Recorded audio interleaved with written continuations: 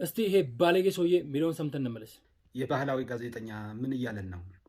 አደርባይነትና ክርስትና ሲጀመር አብሮ አይሄድም። እስቲ አድምጠን እንመለስ።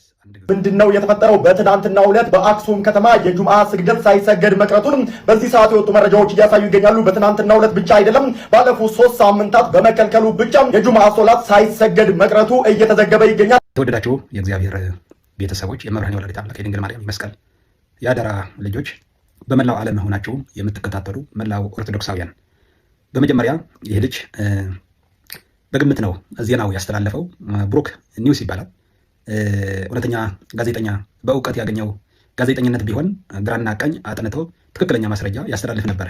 ለዚህ ነው ባህላዊ ጋዜጠኛና አደርባይነትና ክርስትና አብሮ አይሄድም ያልኩት። ለዚህ ነውና አንዳንዴ ክር ያሰረ ሙስሊም መስለኝ ነበር ያኔና ሌሎች ነው ክርስቲያን ነው ምናምን ብለው ይገርመኝ ማለት ነው። እኔ ለሽወዳ ክር አስሮ እንደዚህ የሚዘገቡ መስለኝ ነበርና ይህን ልጅ ባይዘው የሚገርማችሁ ነገር ሁላችሁ መላው ኦርቶዶክሳውያን በመላው ዓለም ሆናችሁ የምትከታተሉት በአክሱም ከተማ ምንድን ነው የተፈጠረ ይላል። ተንደርድሮ መጣ። አክሱም አያውቃትም። ስለ አክሱም ምንም ያውቀው ነገር የለም። በአክሱም ሙስሊሞች ስነ ልቦና የሚያውቀው ነገር የለም። የአክሱም ኦርቶዶክሳውያን የሚያውቀው ነገር የለም። ቅድስቲቷ አክሱም ከተማ የሚያውቀው ነገር ምንም የለም። ሰምቼ ያለሁ ሁሉ ነው የሚዘገበውና ከአንድ ጋዜጠኛ ነው ቢለው ራሱ እንደዚህ የማዘገቡ በእውነት ለሽቀላም እኮ መልክ አለውና እሱ ለቲክቶክ እና ለፎሎወር ለመሰብሰብ ለሽቀላ ነው ወይ ደግሞ የሚጎራጓርለት ገንዘብ ነው። ባይዘው በአክሱም እያንዳንዱ የሚደረገው ያለው የአክሱም ሙስሊሞች ሳይሆኑ ከአክሱም ውጭ ያሉ ሌሎች በራሳቸው ዓላማና ካልኩሌት ሰርተው ኦርቶዶክሳውያን ለማጥቃት በኦርቶዶክስ ያን መርሐባ። እንግዲህ ሰምታችሁታል። በብሩክ ኒውስ እንግዲህ እኔ ፎሎ ካደረኳቸው ታማኝ የመረጃ ምንጭ ከሚሰጡ ሰዎች ብዬ የማስባቸው ሰዎች መካከል አንዱ ነው። እምነት አይለይም፣ ብሔር አይለይም። ያለውን ነገር እስካሁን ድረስ ባየነው እና በሰማነው ትክክለኛ መረጃ ለማህበረሰቡ እያበረከተ የሚገኝ ወንድማችን ነው። አላህ ሂዳያ ይስጠው። ግን ይሄ ሰው ነው ለሆድ ያደረው ወይስ አንተ ነህ? ይሄ ሰው ነው ሰላም እንዲሰፍን ጥረት እያደረገ ያለው ወይስ አንተ ነህ? የረብሻው መነሻ ወይም ምንጩ ምንድን ነው? ጥፋቱ በጣም ዘመታችሁበት፣ ለሙስሊሙ ድምፅ ስለሆነ ዘመታችሁበት፣ ዛታችሁበት፣ ብዙ ነገር አደረጋችሁ። ቪዲዮውን እስኪያጠፋው ድረስ ማለት ነው እንዲያጠፋው አደረጋችሁት። ከዛ በኋላ ደግሞ ወጥቶ አደባባይ ላይ ይቅርታ እንዲጠይቅም ደግሞ አስገድዳችሁት።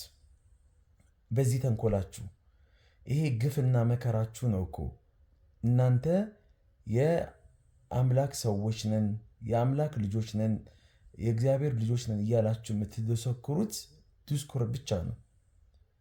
ኢስላም የሚያዘው ምንድነው ታውቃላችሁ? ኢስላም ከተበዳይ ጋር እንድንቆም ነው የሚያዘው። የማንም እምነት ተከታይ ይሁን ተበዳይ ከሆነ ከተበዳይ ጋር አብረን እንድንቆም፣ ለተበዳይ እንድናግዝ አላህ ያዛል፣ ኢስላም ያዛል። በዳይን የምናግዝበት አንድ መንገድ አለ። እሱም ምንድነው? በዳዩ በደሉን እንዳይፈጽም እጁን እንድንይዘው ኢስላም ያዛል። አክሱም ላይ ይሄ ነገር አልተከሰተም። የማያውቀውን ነገር ነው ያወራው። በልምድ ያመጣው ሙያ ነው። በልምድም ያምጣው፣ በትምህርትም ያምጣው፣ በምንም ያምጣው፣ እውነታውን ግን ተናግሯል። አክሱም ላይ ለ3 ተከታታይ ጁምዓ ሰላት እንዳይሰገድ ከልክላቸዋል። እንደናንተ አይነት ሙስሊም ጠሎች ማለት ነው። ኸምራችሁን እየጠጣችሁ ሴቶችን በእርቃን እያወጣችሁ እሱን ፍቃድ ስትሰጡ እህቶቻችንን፣ ወንድሞቻችንን፣ ሙስሊም ወገኖቻችንን እያሸማቀቃችሁ ያላችሁት እናንተ ናችሁ። የእናንተ ወንጀል ሳያንሳችሁ ድጋሚ እንደገና ደግሞ ገርፋችሁ፣ አቁስላችሁ፣ ደብድባችሁ ለቅሶ መከልከል ማለት ነው። ይሄ ምን ያደርግ ነው የምትሉት? ባይሆን ከሱ ይልቅ ራሳችሁን ቆም ብላችሁ ገምግማችሁ ከጥፋታችሁ ብትመለሱ ይበጃችኋል። ወላሂ የሚበጃው እሱ ነው። አለበለዚያ ግን አጸፋውን አትችሉትም። ሙስሊሙ ማህበረሰብ ይችላል፣ ይታገሳል፣ ያልፋል። ሲበቃ ግን ይበቃዋል።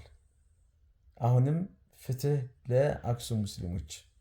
እንደናንተ አይነት አጭበርባሪዎችን፣ ለሆዳችሁ ያደራችሁ አይነት ሰዎችን ደግሞ አላህ ያንሳችሁ። ትክክለኛ በጣም ብዙ ክርስቲያን ወገኖቻችን ለአክሱም ሙስሊሞች በደልና ግፍ፣ ጭቆና ድምፅ እየሆኑ እንደሆነ እያየን ነው። የእናንተ አይነቱ ደግሞ አስመሳይ ለሆዳችሁ ያደራችሁ ደግሞ ይሄ ድምፅ የሆነውን ለአታክ እያደረጋችሁ ለመሸፋፈን ትሞክራላችሁ። የሐቅ ሰው ብትሆኑ ነው የሚያዋጣችሁ። ብትሆኑ ለራሳችሁ ነው የሚጠቅማችሁ። ካልሆናችሁ ደግሞ ሙስሊሙን አይጎዳም።